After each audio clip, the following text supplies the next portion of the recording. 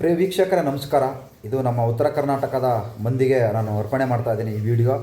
ಯಾಕಪ್ಪ ಅಂದರೆ ನೋಡಿ, ನಮ್ಮ ಉತ್ತರ ಕರ್ನಾಟಕದವರು ಕೆಲಸಕ್ಕೆ ಬರೋದ ವಿಚಾರಕ್ಕೆ ಸುಮಾರು ಕಡೆ ಹೋರಾಟ ಮಾಡ್ತಾನೆ ಇರ್ತೀರಾ ಅವಾಗವಾಗ. ಯಾಕಂದರೆ ಸ್ವಂತ ಬುದ್ಧಿಯಿಂದ ಹೋರಾಟ ಮಾಡೋದು ಕಡಿಮೆನೇ. ಬೇರೆಯವ್ರು ಹೇಳ್ದಾಗಿಂಥ ವಿಚಾರ ಹೇಳಿದ ಮೇಲೆ ನೀವು ಹೋರಾಟ ಮಾಡ್ತಾಯಿದ್ದೀರಿ. ದಯವಿಟ್ಟು ನೋಡಿ, RSS ವಿರುದ್ಧ ಭಾಳ ಹೋರಾಟ ಮಾಡಿದಿರಿ ಉತ್ತರ ಕರ್ನಾಟಕದಲ್ಲಿ. ಅತಿ ಹೆಚ್ಚು ಹೋರಾಟ ಮಾಡಿದ್ದೆ ಉತ್ತರ ಕರ್ನಾಟಕದಲ್ಲೇ. ಯಾರೋ ಒಬ್ಬರು ಬರೇ ಮಾತುಗಾರ ಮಲ್ಲಣ್ಣನ ಮಾತು ಕೇಳ್ಕೊಂಡು, ಏನು ಕಿಸಿಯಕ್ಕಾಗ್ದಾರ ಮಾತು ಕೇಳ್ಕೊಂಡು ಹೋರಾಟ ಮಾಡಿದ್ರಿ. RSSನವರು ಬಂದು ನಿಮ್ಮದು ಅನ್ನ ಕಿತ್ಕೊಂಡು ತಿಂದಿರಲಿಲ್ಲ. RSSನವರು ಬಂದು ನಿಮ್ಮದು ಕೆಲಸ ಕಿತ್ಕೊಂಡು ತಿಂದಿರಲಿಲ್ಲ. RSSನವರು ಬಂದು ನಿಮ್ಮದು ಹಣ ಆಸ್ತಿ ಕಿತ್ಕೊಂಡಿರಲಿಲ್ಲ. ನಿಮ್ಮ ಆಸ್ತಿಲಿ ಪಾಲು ಕೊಡು ಅಂತ ಕೇಳಿರಲಿಲ್ಲ. ನೀವು ಹೋರಾಟ ಮಾಡಿದಿರಿ. ಏನು ಪ್ರಯೋಜನ ಆಯಿತು? ಅದನ್ನು ಬಂದ್ ಮಾಡಿಸಿದ್ರಾ? ಬಂದ್ ಮಾಡ್ಸೋಕ್ಕಾಗಲಿಲ್ಲ, ಆಗೋದು ಇಲ್ಲ, ಚಾನ್ಸೇ ಇಲ್ಲ ಮಾಡೋಕ್ಕೆ. ಗೊತ್ತಾಯ್ತಾ? ಇವತ್ತು ಉತ್ತರ ಕರ್ನಾಟಕದಲ್ಲಿ ಒಂದು ದೊಡ್ಡ ಇಂಟರ್ನ್ಯಾಷನಲ್ ಏರ್ಪೋರ್ಟ್ ಇಲ್ಲ, ಒಂದು ದೊಡ್ಡ ಕೈಗಾರಿಕೆ ಉದ್ಯಮಗಳು ಇಲ್ಲ, ಫ್ಯಾಕ್ಟ್ರಿಗಳು ಇಲ್ಲ.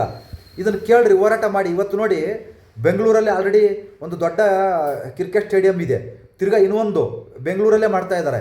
ಬೆಂಗಳೂರು ಕನಕಪುರ ಹತ್ರ. ಅದು ಕನಕಪುರದಲ್ಲಿ ಮಾಡ್ತಾ ಇರೋದು. ಯಾವುದೇ ಕಾರಣಕ್ಕೂ ಅದು ಕನ್ನಡಿಗರಿಗೆ ಅನುಕೂಲನೇ ಇಲ್ಲ. ಅದು ತಮಿಳವರಿಗೆ ಅನುಕೂಲ ಆಗುತ್ತೆ, ಹೊರ ರಾಜ್ಯದವರಿಗೆ ಅನುಕೂಲ ಆಗುತ್ತೆ ಅದು ಕನ್ನಡದವ್ರಿಗಿಂತ. ಯಾಕಂದರೆ ಬಾರ್ಡ್ರಲ್ಲಿ ಮಾಡ್ತಾ ಇದ್ದಾರೆ, ಗಡಿ ಭಾಗದಲ್ಲಿ ಮಾಡ್ತಾ ಇದ್ದಾರೆ. ಕರ್ನಾಟಕದ ಒಂದು ಗಡಿ ಭಾಗದಲ್ಲಿ ಮಾಡ್ತಾ ಇದ್ದಾರೆ. ಕರ್ನಾಟಕಕ್ಕಿಂತ ಹೆಚ್ಚು ಹೊರ ರಾಜ್ಯದವರಿಗೆ ಅನುಕೂಲ ಆಗ್ತಾ ಇದೆ. ನಾವು ಉತ್ತರ ಕರ್ನಾಟಕದವರು, ನಾನು ಒಬ್ಬ ಉತ್ತರ ಕರ್ನಾಟಕದನಾಗ ಹೇಳ್ತಾ ಇದ್ದಾನೆ. ನಮ್ಮ ಉತ್ತರ ಕರ್ನಾಟಕದಲ್ಲಿ ಬೇಕಾದಷ್ಟು ಜಾಗಗಳಿದ್ದಾವೆ. ಯಾಕೆ ಹುಬ್ಬಳ್ಳಿ, ಧಾರವಾಡ, ಯಾದಗಿರಿ, ಗುಲ್ಬರ್ಗ, ರಾಯಚೂರು, ಈ ಕಡೆ ಬಳ್ಳಾರಿ, ಈ ಕಡೆ ಹೊಸಪೇಟೆ, ಈ ಕಡೆ ಗಂಗಾವತಿ, ಇಲ್ಲೆಲ್ಲಾದ್ರೂ ಒಂದು 7-8 ಎಕರೆ ಜಾಗ ಸಿಗಲ್ವಾ ಅಲ್ಲಿ? ಬೆಳಗಾಮಲ್ಲಿ ಅಂತ ದೊಡ್ಡ ವಿಧಾನಸೌಧನ ಕಟ್ಟಿದ್ದಾರೆ. ಒಂದು ದೊಡ್ಡ ಸ್ಟೇಡಿಯಂ ಕಟ್ಟೋಕ್ಕಾಗ್ತಾ ಇರಲಿಲ್ವಾ? ಹಂಗಾದ್ರೆ ನೀವು ಉತ್ತರ ಕರ್ನಾಟಕದ MLAಗಳು MP ಗಳು ಏನು ಗೆಣಸು ಕಿತ್ತಕ್ಕೆ ಗೆದ್ದಿದ್ದೀರಾ? ನೀವಂತೂ ಏನೂ ಕೇಳಲ್ಲ. ನೀವು ಸುಮ್ಮನೆ ಗೆದ್ರಾ? ಬೆಂಗಳೂರಲ್ಲಿ ಬಂದು ಒಂದು 100x100 ಮನೆ ಮಾಡ್ಕೊಂಡ್ರಾ? ಒಂದು ದೊಡ್ಡದು ಬಂಗ್ಲಿ ಮಾಡ್ಕೊಂಡ್ರಾ? ಆರಾಮ ಮಲ್ಕೊಂಡ್ರಾ? ವಾಪಸ್ಸು ಎಲೆಕ್ಷನ್ ಬಂದಾಗ ಊರಿಗೆ ಹೋದ್ವಾ? ನಾವು ನಿಮ್ಮ ನಾಯಕರು, ದಲಿತ ನಾಯಕರು, ಅಂಥ ನಾಯಕರು, ಇಂಥ ನಾಯಕರು ಅಂತ ಹೇಳ್ಬಿಟ್ಟು ನಾನು ಅದನ್ನು ಕೊಡ್ತೀನಿ, ಅದನ್ನು ಮಾಡ್ತೀನಿ, ಇದನ್ನು ಮಾಡ್ತೀನಿ, ದಬಾಕ್ತೀನಿ, ಹೊಡೆದಾಕ್ತೀನಿ, ಕಿತ್ತಾಕ್ತೀನಿ, ಏನೇನೂ ಮಾಡಲ್ಲ. 5 ವರ್ಷ ಹಂಗೇ ಟೈಮ್ ಪಾಸ್ ಮಾಡ್ಕೊಂಬರ್ತಾ ಇದ್ದೀರಾ. ಅಲ್ಲರಿ, ಬೆಂಗಳೂರಲ್ಲಿ ಆಲ್ರೆಡಿ ಇನ್ನೊಂದು ಏರ್ಪೋರ್ಟ್ ಇದೆ, ಇಂಟರ್ನ್ಯಾಷನಲ್ ಏರ್ಪೋರ್ಟ್ ಇದೆಯಲ್ವಾ? ತಿರ್ಗಾ ಇನ್ನೊಂದು ಬೆಂಗಳೂರು ಸುತ್ತಮುತ್ತನೇ ಮಾಡೋಕ್ಕೆ ಹೋರಾಟ ಮಾಡ್ತಾ ಇದ್ದಾರೆ. ಅಷ್ಟೊಂದು ಕಾಳಜಿಟ್ಟು ಇಲ್ಲೇ ಮಾಡಬೇಕು ಅಂತಂದೇಳಿ ಈ ಕಡೆ ಇಲ್ಲಿರ್ತಕ್ಕಂಥ MLAಗಳು ಕೇಳ್ತಾ ಇದ್ದಾರೆ.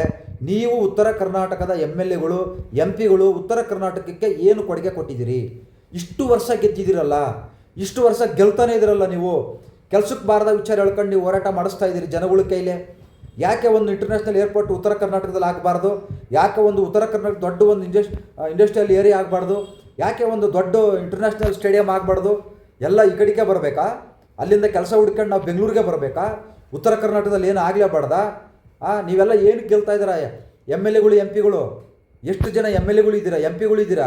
ನಮ್ಮ ಉತ್ತರ ಕರ್ನಾಟಕದಲ್ಲಿ ಮುಖ್ಯಮಂತ್ರಿ ಆಗಿದ್ದರು ಯಾರು? SR ಬೊಮ್ಮಾಯಿ ಅವರು, ಬಸವರಾಜ ಬೊಮ್ಮಾಯಿ ಅವರು ಮುಖ್ಯಮಂತ್ರಿ ಆಗಿದ್ದರು. 3 ವರ್ಷ ಏನೋ ಕುಟ್ಕೊಂತ ಓಡಾಡ್ಬಿಟ್ರೆ, ಅದಕ್ಕೆ ಕಾಲ ಕಳೆದುಬಿಟ್ರು ಕೊರೋನಾದಲ್ಲಿ. ಉತ್ತರ ಕರ್ನಾಟಕಕ್ಕೆ ಏನೇನೂ ಮಾಡಲಿಲ್ಲ, ಅವ್ರ ಕಡೆಗೆ ಏನಿಲ್ಲ. ಉತ್ತರ ಕರ್ನಾಟಕಕ್ಕೆ ಮುಖ್ಯಮಂತ್ರಿ ಆಗಿದ್ದರು. ಅಪರೂಪಕ್ಕೆ ಒಂದ್ಸತಿ ಉತ್ತರ ಕರ್ನಾಟಕದ ಮುಖ್ಯಮಂತ್ರಿ ಆಗಿದ್ದರು. ಏನು ಕೊಟ್ಟರು ಉತ್ತರ ಕರ್ನಾಟಕಕ್ಕೆ?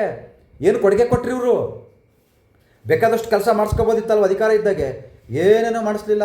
ನೆಕ್ಸ್ಟ್ ಎಲೆಕ್ಷನಲ್ಲಿ ಮಂಗಾಡ ಮುಚ್ಕೊಂಡು ಮಾಡ್ಕೊಂಡ್ರು ಅಷ್ಟೇ. ಇಷ್ಟೇ ನಮ್ಮ ಉತ್ತರ ಕರ್ನಾಟಕದಲ್ಲಿ. ಏನಪ್ಪ ಅಂದರೆ, ಜನಗಳಿಗೆ ಆಶ್ವಾಸನೆ ಕೊಟ್ಟು ಗೆಲ್ತಾರೆ. ಜನಗಳಿಗೆ ಏನು ಬೇಕು? ಪುಟ್ಕೋಸಿ ಒಂದು 200-300 ದುಡ್ಡು ಬೇಕು. ವಿಮಾಲು, ಪಾನ್ ಪರಾಗು, ಎಲೆಡಿಕಿ, ತಂಬಾಕು ಬೇಕು. ಇಷ್ಟೇ. ಎಲ್ಲರ ಒಗ್ಗರಣೆ ಮೆಣಸಿಕಾಯಿ ಬೇಕು, ಮಂಡಕ್ಕಿ ಬೇಕು. ಇಷ್ಟು ಕೊಟ್ಟುಬಿಟ್ರೆ ಗೆದ್ದು ಬಿಡ್ತಾರೆ. ಅವಕ್ಕೂ ಏನು ಬೇಡ. ನಡ್ರೆ ಅವನು ಬೆಂಗಳೂರಿಗೆ ಹೋಗೋಣ ಗಾರೆ ಕೆಲಸ ಮಾಡೋಕ್ಕೆ ಅಂತ ಹೇಳ್ಬಿಟ್ಟು ಇಲ್ಲಿ ಸಿಮೆಂಟ್ ಕೆಲಸ ಮಾಡೋಕೆ ಬಂದು ಇಲ್ಲಿ ಗುಡಿಸ್ಲಾದ ಜೀವನ ಮಾಡ್ಕೊಂಡು ಮಳೆ ಬಂದಾಗ ಮುಂಡ ಮುಚ್ಕೊಂಡು ಹೋದ್ಮೇಲೆ ಲಬಲಬ ಅಂತ ಭಯ ಬಡ್ಕೊತವೆ. ಆದರೆ ಅಲ್ಲೇ ನಮ್ಮ ಕೆಲಸ ಇದ್ದರೆ ಮನೆ ಮಠ ಬಿಟ್ಟು ಬೆಂಗಳೂರಿಗೆ ಬರೋಂಥ ಅವಶ್ಯಕತೆ ಇಲ್ಲ. ನಮ್ಮ ಉತ್ತರ ಕರ್ನಾಟಕದಲ್ಲೇನು ಎಂತೆಂಥ ದೊಡ್ಡ ನಗರಗಳೇ ಇದ್ದಾವೆ.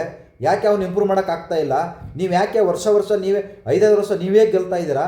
ಇನ್ನೇನು ಗೆಲ್ತಾ ಇದ್ದೀರ ನೀವು? ಸುಮ್ಮನೆ ಇದ್ಬಿಡಿ ಮನೇಲಿ ತಗೆ. ಯಾಕೆ ಗೆಲ್ತಾ ಇದ್ದೀರಾ? ನಮ್ಮ ಉತ್ತರ ಕರ್ನಾಟಕದಲ್ಲಿ ಒಂದು ಅದ್ಭುತವಾದ ನಾಯಕರು ಯಾರಪ್ಪ ಇದ್ದಾರೆ ಅಂದರೆ, ನಾನು ಅವರನ್ನು ಮೆಚ್ಚಿಸೋಕೆ ಹೇಳ್ತಾ ಇಲ್ಲ.